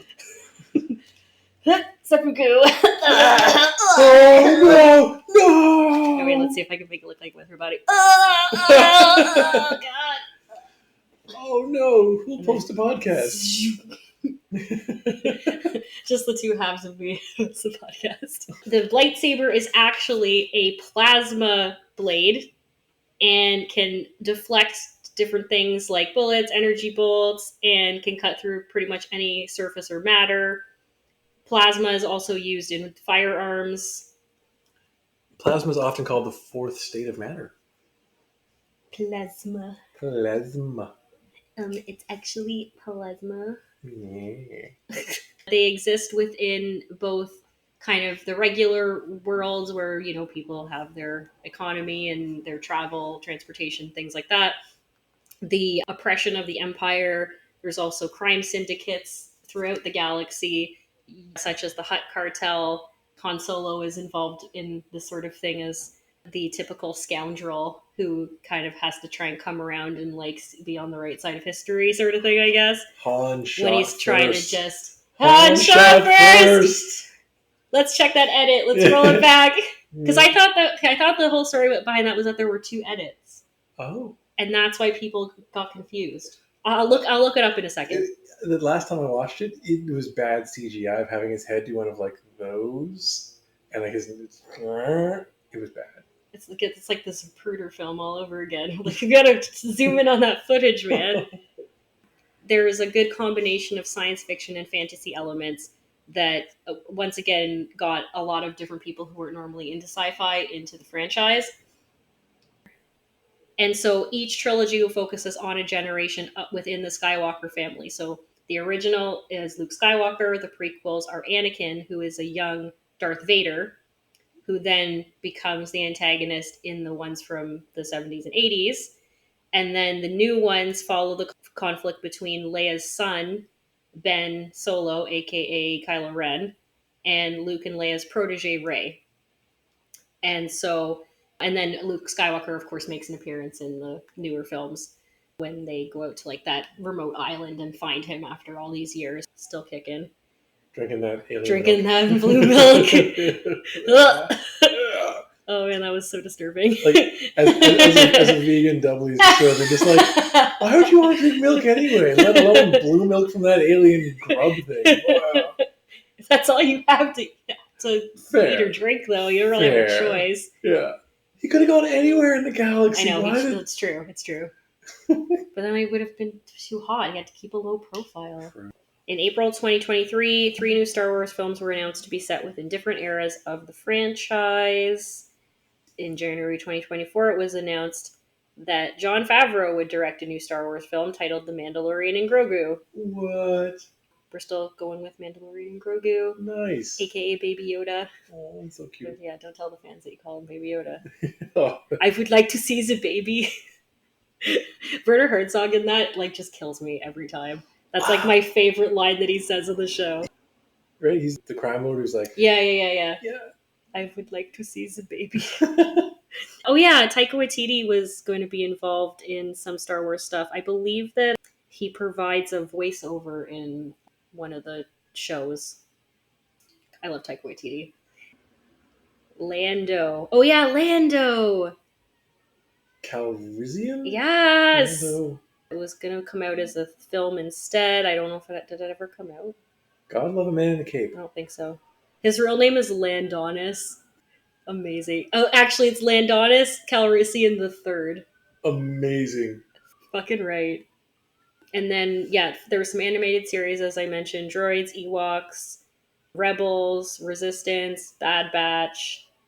And then, of course, on Disney Plus, we've got as well now all the live-action series that came out. Mandalorian, Book of Boba Fett, Ahsoka, upcoming show Skeleton Crew, and The Acolyte, which I believe just got canceled. Oh. This is a criticism of a lot of people within the Star Wars fandom. Once again, like we just talked about, being too woke now. The issues being female-centric, Acolyte casting Amanda Stenberg, who is a person of color who also uses she, they pronouns. This overall prominence of women and people of color and queer characters to say that they're pushing some kind of agenda. Oh no, That was a media should reflect reality. Oh no. Like they can believe aliens and bug yeah, people, but not a black exactly. woman? Yes, that's what we Like thought. Yeah. what kind of ignorant. This also came out when the actual name Daisy Ridley, I believe, is the person who played Ray, Okay. and Moses Ingram, who was another actress that was in the miniseries Obi-Wan Kenobi, and they received a lot of both sexist and racist backlash for their appearance in the shows. That's awful. Yeah. A lot of messages were sent to Moses saying that they were like a diversity hire and calling them racial slurs. But a lot of people came to Daisy and Moses's defense to call them out for the sexism and racism. I want to say, actually, yeah, Ewan McGregor publicly shared, yeah, there's the video there, which I was just listening to Oh. earlier today of him going on record and saying, like, it makes me sick to my stomach that you're going to troll and other people like John Boyega, Kelly Marie Tran, who are in the newer movies and Rogue One. That's something that you've got to come to the defense of your fellow actors, right? Yeah. Moses Ingram made a comment. Obi-Wan will bring the most diversity I think we've seen in the galaxy before, and to me it's long overdue. As you just said, if you've got talking droids and aliens but no people of color, that doesn't make any sense. Yeah. I think change is better than never having started it. Yeah. Even if it's So- late, even if it's not enough, it's going in that direction. Mm-hmm. I've gone a bit over time of what I wanted to talk about, so That's I'll all just try and wrap it up here. Star Wars fan criticisms. Of course, the aggressiveness of the Star Wars fans in recent times, it's been infamous for gatekeeping basically forever. Mm-hmm. The prequels are really what set it off. It seems like it's coming out of a toxic masculinity and just like a lack of exposure to anyone who doesn't look like a cis white guy. Yeah, the default human. Yeah, so Ugh. and then there's been also people within like the acting of the show who have been canceled. There was Gina Carano.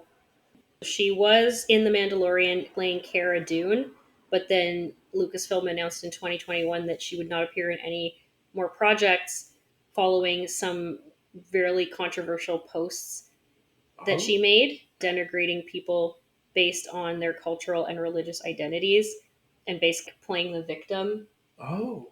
online. So she basically got booted out of the franchise. I don't think I heard about that. Yeah, it was not good. She has mocked pronouns and been accused of transphobia. Oh no. Yeah, get rid of her. And basically, the Instagram post that got her canceled said that it was compared hating somebody for their political views is like persecuting Jews during the Holocaust. It's just such a victim complex. So that's again of American conservatives. Like Yeah. they're all just acting like they're the victims out here.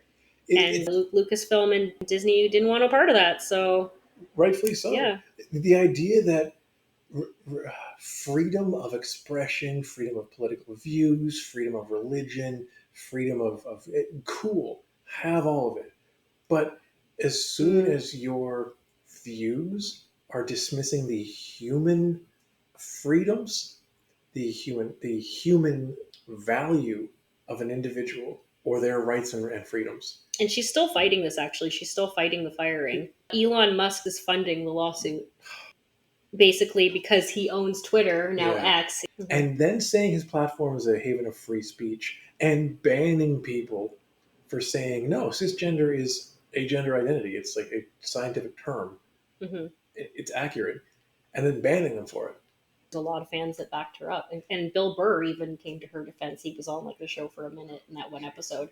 And I was like, oh man, I liked Bill Burr. The fuck?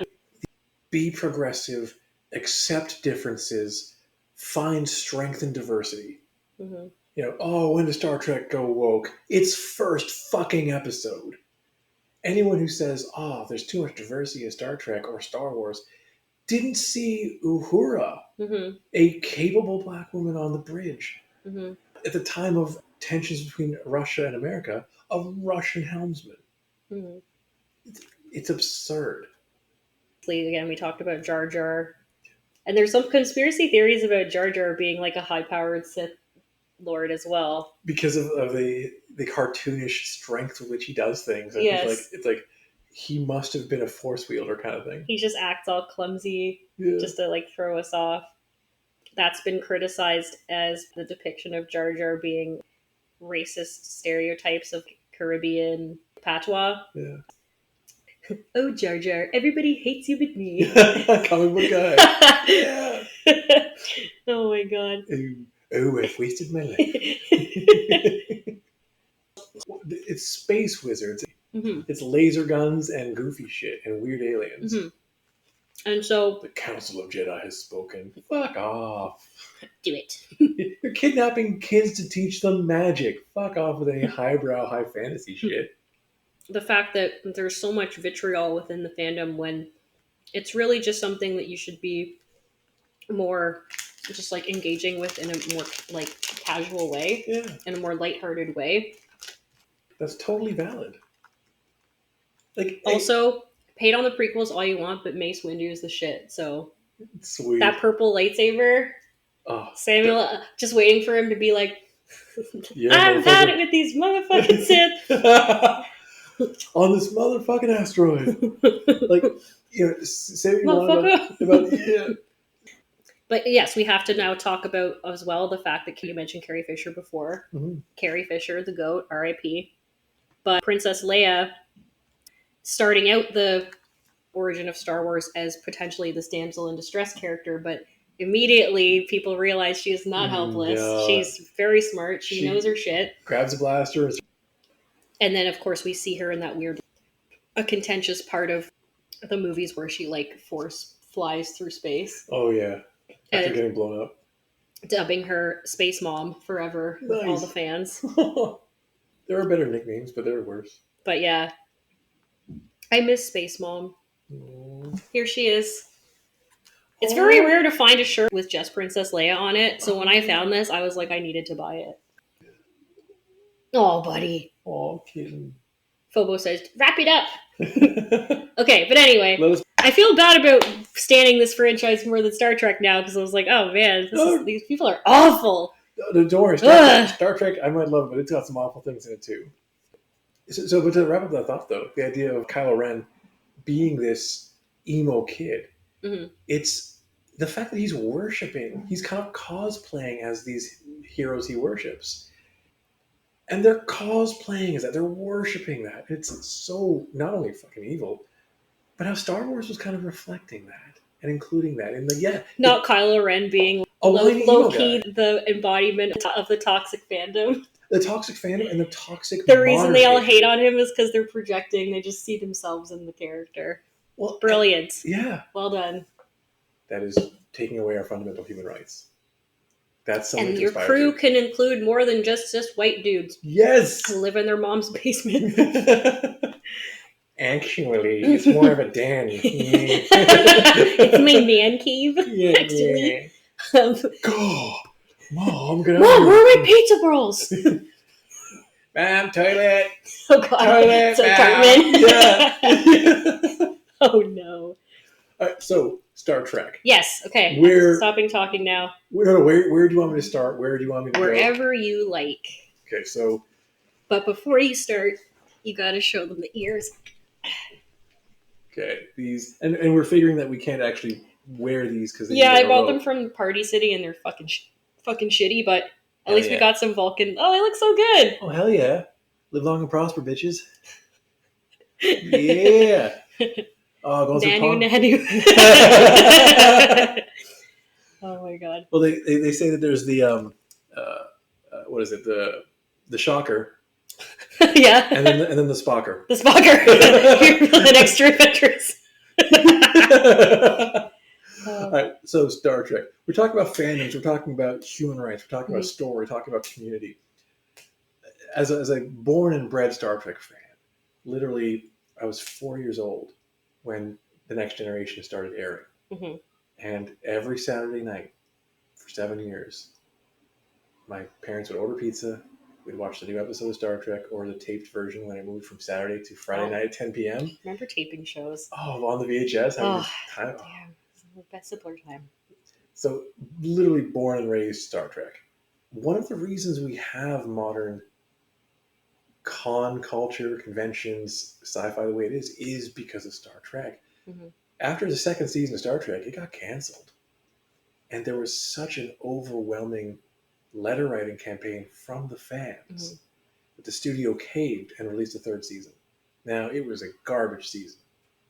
Gene Roddenberry threatened to leave if they didn't, raise some standards, and they didn't. So he left, and apparently in the writers' room, some of the writers were like, "There's records of this saying, what does that transporter thing do again?"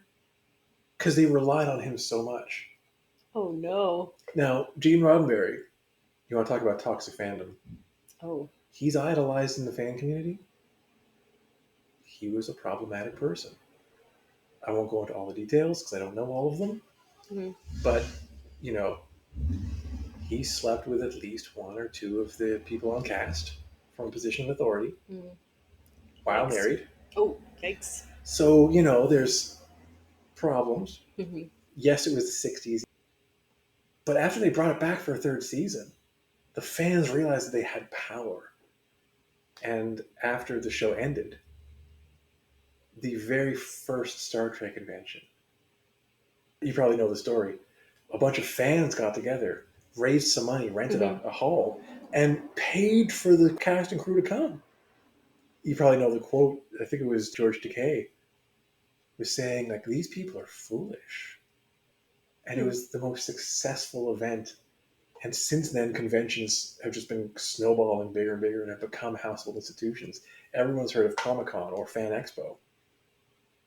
And that was because the fans said, we need a community space to celebrate this, and they made it real. So, shout out to those original Trekkies. That's right.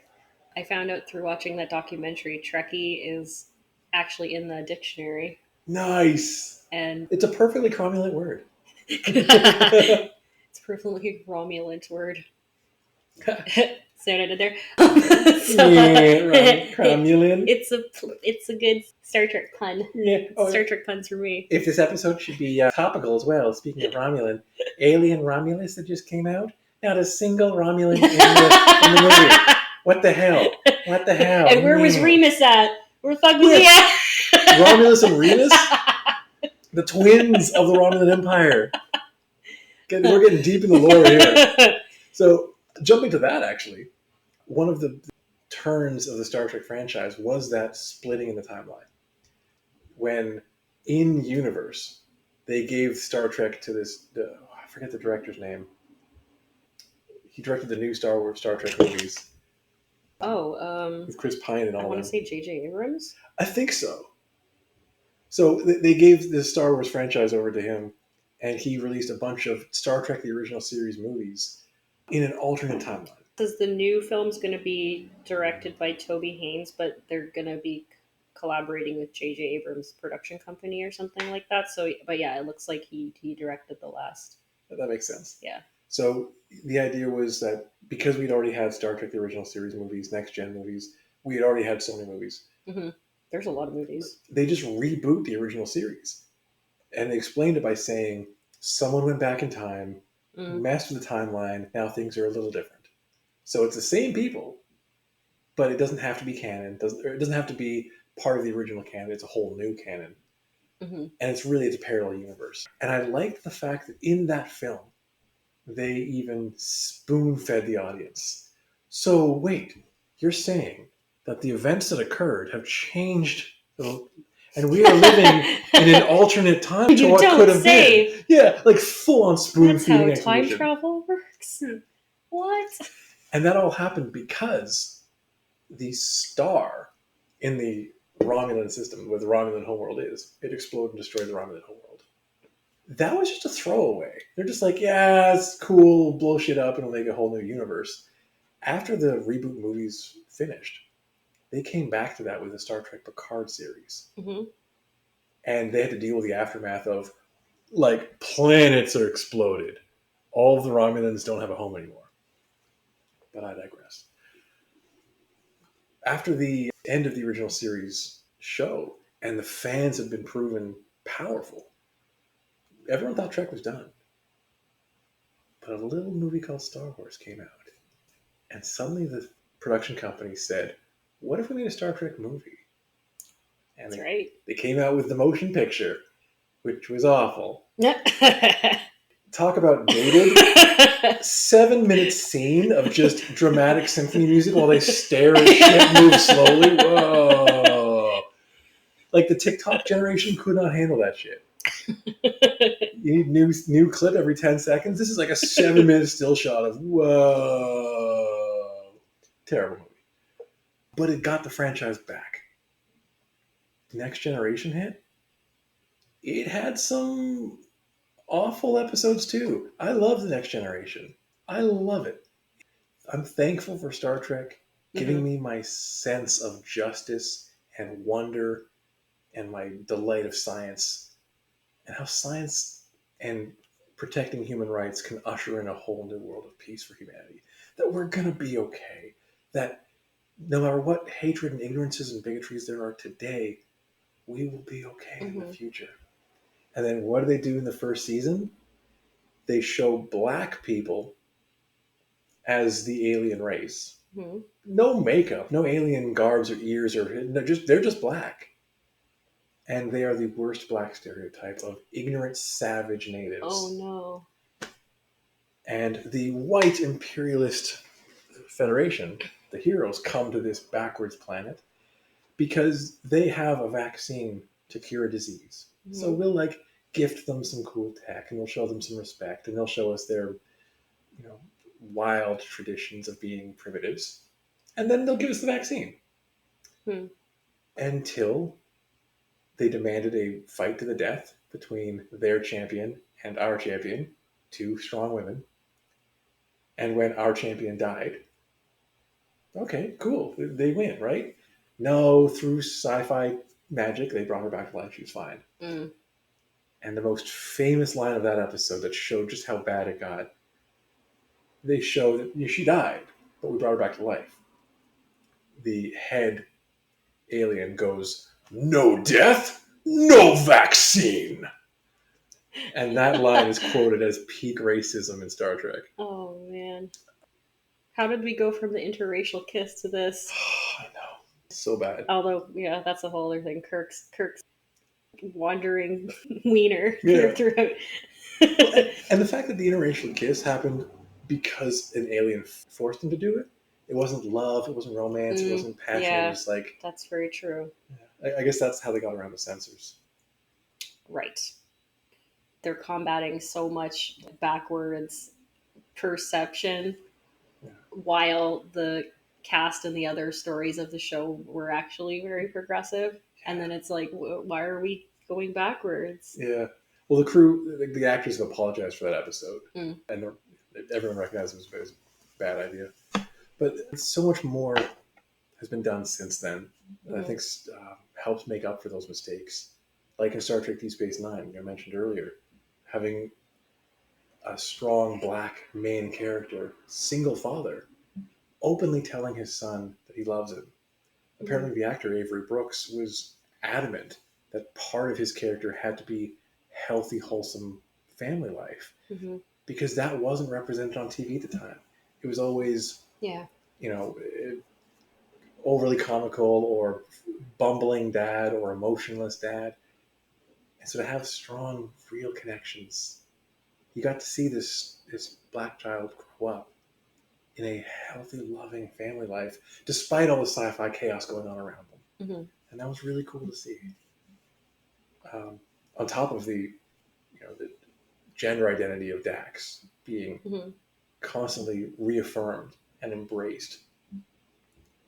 We have tons of strong female, women characters from that show, like Janeway and Bev Crusher, and that's why I see, like, when I would watch the documentary and watch all the stuff about Star Trek, how like crazy it was to me that the gender representation of the fans seemed so equal, and that was really good to see. It was, and what's wonderful about that is the representation, is the inclusion. But what's tragic about it is, on set, that wasn't the case. It was still 80s, still 90s, a lot of misogyny. And hearing the stories come out of it, of Dr. Crusher, played by Gates McFadden. I always forget. She worked on the Labyrinth movie.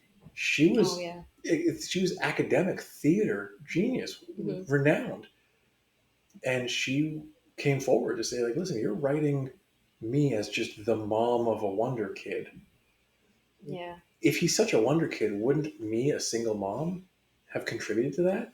Why are all of my lines either medical mumbo jumbo, repressurize the blood pressure, whatever, or scolding her child? And they just didn't put up with it, so they, at the end of the first season, got rid of her. Brought in Pulaski, hated by the fandom, despite her being a great actor, known in Trek as having been in the original series, but basically wasn't tolerated. And abilities too, like having a blind pilot with Geordi, who eventually became the engineer, was huge. Oh, and I found out that character was named after like a fan who was like terminally ill or something. Yeah. And then they named that character after them. Yeah. Which was really nice. That's such a sweet move. And then seeing the representation of women on Next Generation, Tasha Yar, who quit because she's like, I can't, this role sucks. Troy, who was intergalactic cheerleader. Luckily, her character got a lot better. And then Crusher, who was fired and brought back from fan demand. It's interesting how there's representation, but there's so much disempowerment of them in the role.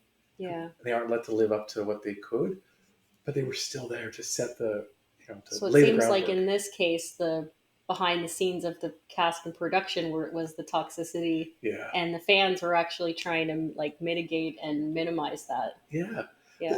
In interviews, Gates McFadden talks about Fadden. I'm going to interchange. I always forget. She talks about the number of fans who've come up to her to say, I was watching Star Trek Next Generation and saw you as the Doctor, and that's the reason I went to med school. Yeah. And these are people literally saving lives because they saw her as a strong woman in medical science. Yeah. That's huge. And then you fast forward to Star Trek Discovery much later. And yeah, you've got strong women characters, multi-ethnic crew, wonderful diversity in the cast. And yet, I'm still frustrated by the fact that it seems like it's not enough. Because you look at it and you go, on the surface, great. Black woman main character, Asian woman boss, Hispanic woman security guard, cool. Let's talk about strong women. Let's show them being strong women and not just have them on air to check the box and then have them killed off. So that for me, that was frustrating to see. And then, I mean, we also have the Klingons, which are kind of like a bit of a brutish, but I feel like that's not so much. That's more kind of it's calling attention to the fact that their way of speaking is sometimes not appropriate, to kind of make it more clear that it's like maybe we shouldn't be calling women females, and making certain assumptions about how to socialize with others and things like that. If I could jump on that point. Again, Star Trek Discovery, again, the most woke Star Trek of our time. The Klingons were so problematic. Oh. Because they were, how to word this right? The fact that you took this warrior race who looked a certain way, and they completely redesigned them to take every stereotype caricature of the ignorant black tribesperson and accentuated those stereotypes of the black warrior, which has been so problematic through literature and media forever. Yeah. And amplified them for these Klingons to make them more coded to those stereotypical things. The broader nostrils, bone outfits, etc. Just every racist stereotype you can imagine, amped up to 11. And how does it fit into the story? They're saved by the white guy. The one albino Klingon is their savior. I'm not even joking. I'm not even fucking joking. Oh my god! The white savior complex. Yo, that's not good. Who, to make it even worse, genetically alters himself to become a so white human. It's a mutation. Yes! His whiteness shall set them free. Is that not a fucking problem?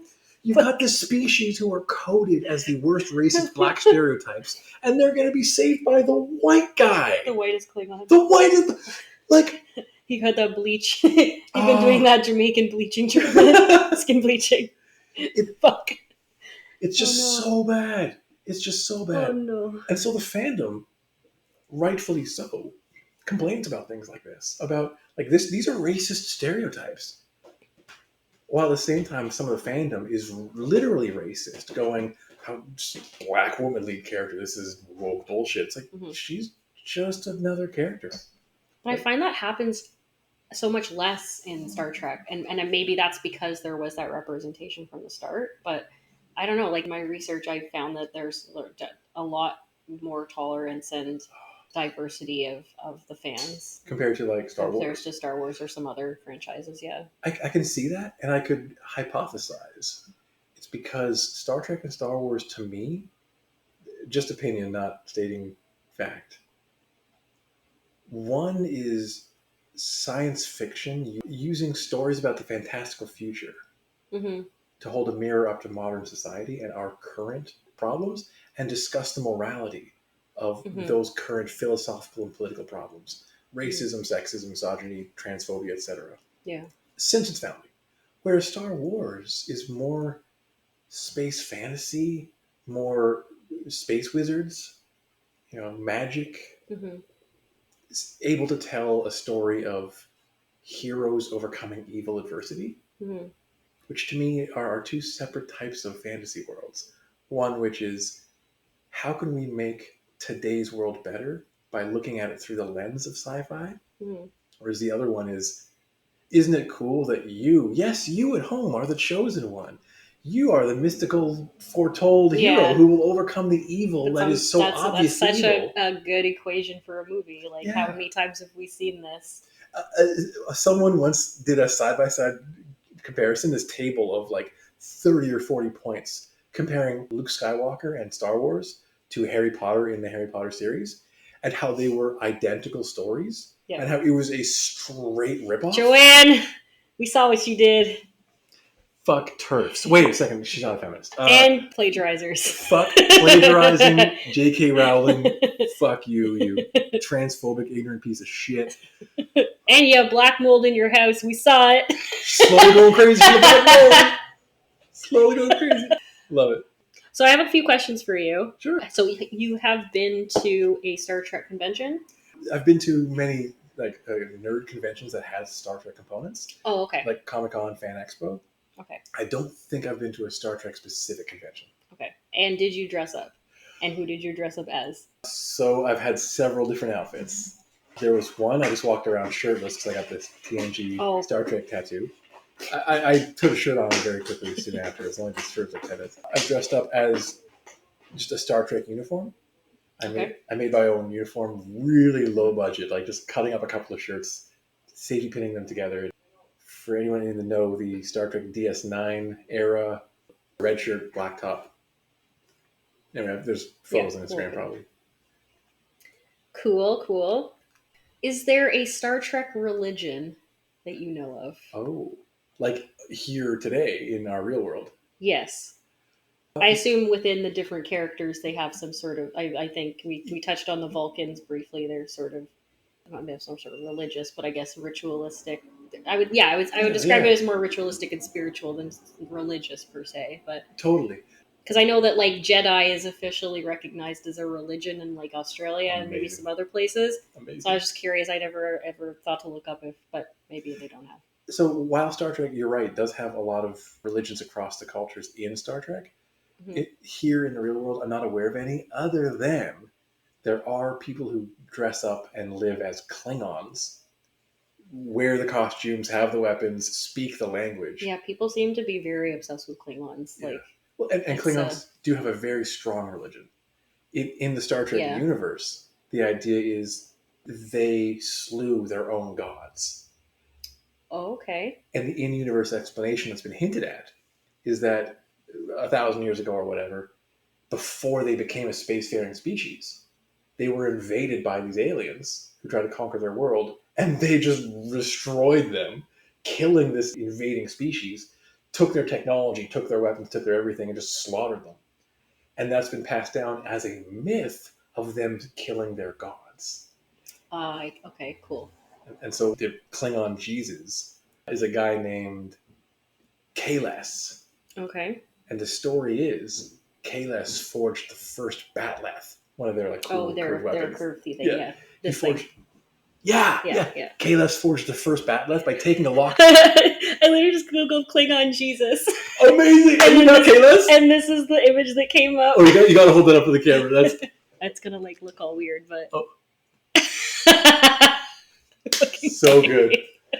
And so the idea is he forged the first one by taking a lock of his own hair and putting it into the lava of like their Mount, whatever, their big volcano. Mm-hmm. Which is why it's so frustrating that Star Trek Discovery, season 1, showed all Klingons as bald. How are you supposed to have bald Klingons if their literal Jesus used his hair to make the first weapon, and they worship him, and they use his weapon? Maybe they're all bald because they like only he could have the long hair, and they're trying to like show respect. I don't know. Well, what's funny is there could have been 1,000 explanations for it, but they didn't have any until like season 2 or 3 when they're like, "Oh, everyone's pissed off. Let's just make something up." And by the way, the explanation they gave didn't make any fucking sense. They said they cut their hair because they were in war, despite Klingons going to war with their hair. And they have long hair at time of war. Kalas was in war. Table flipping. Rages nerdily. Yeah. And that's... Glasses just break. And that's a funny thing, because I equally believe both sides of it. That we should all calm the fuck down. It's just fiction. The studios own it, they can do what they want. That's fine. Mm-hmm.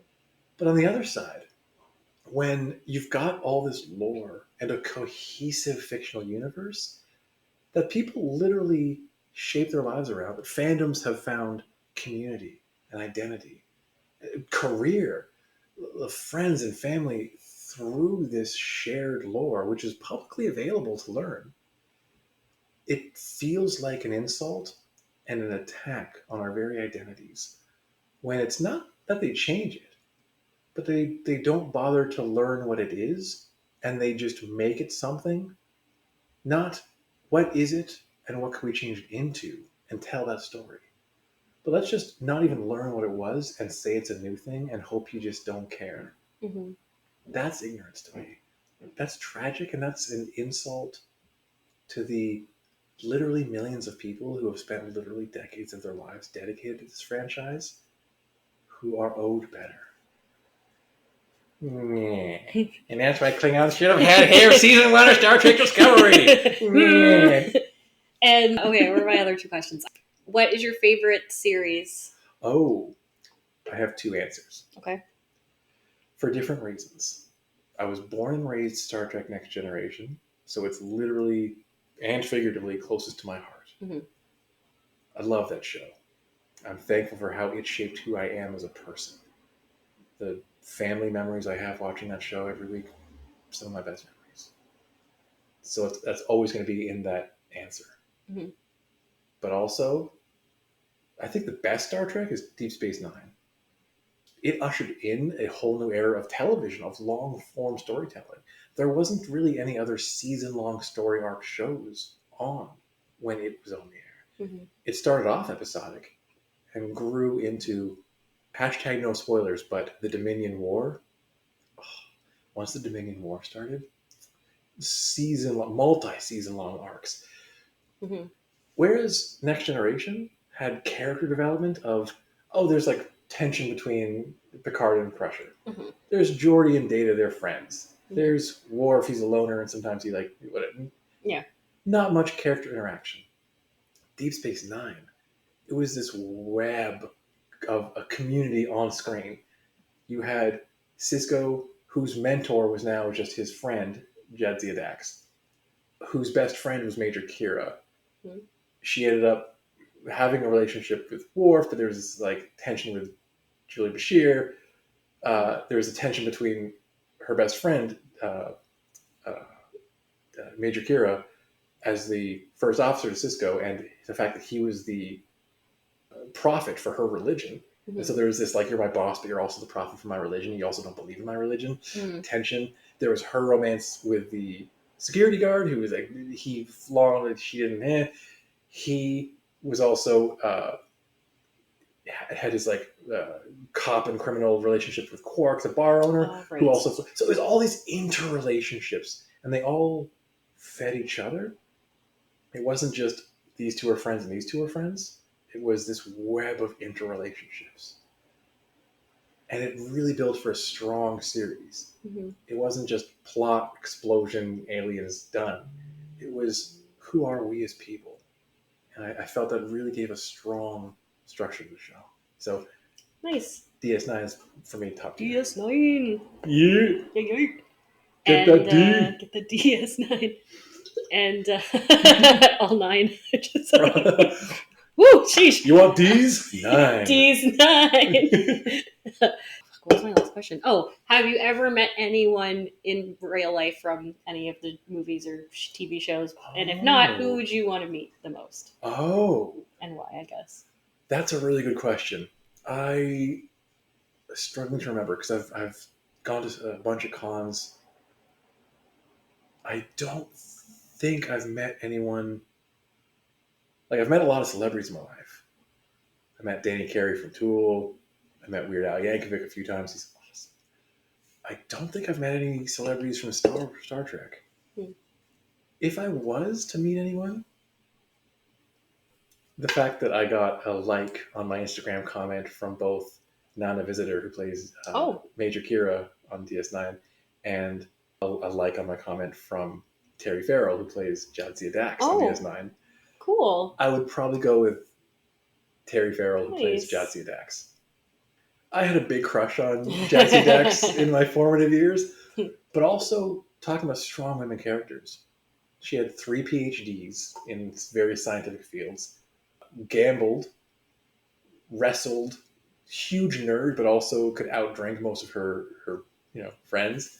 Was always up for throwing a party, if not going to one. After 3 PhDs, I would assume your alcohol tolerance pretty high. Yeah. So just having someone with 8 centuries of wisdom behind her, and she played this character so well. So I really respect her. I think I'd want to see her. So I believe it is almost time for you to head out. I kind of want to binge some X-Files later tonight. I think that's what I'm going to do. Cool. Thank you again, Dave. Thank you guys for tuning in for another episode. Live long and prosper. May the force be with you. And I don't know, what does the doctor say? I don't know. And the truth is out there, and I want to believe, and I don't know what fucking Doctor Who says because I don't watch it. It's a bunch of timey-wimey. Timey-wimeys, yes. Yeah. Old timey-wimeys. But yeah, thank you very much. So let's do our dancey dance and say bye.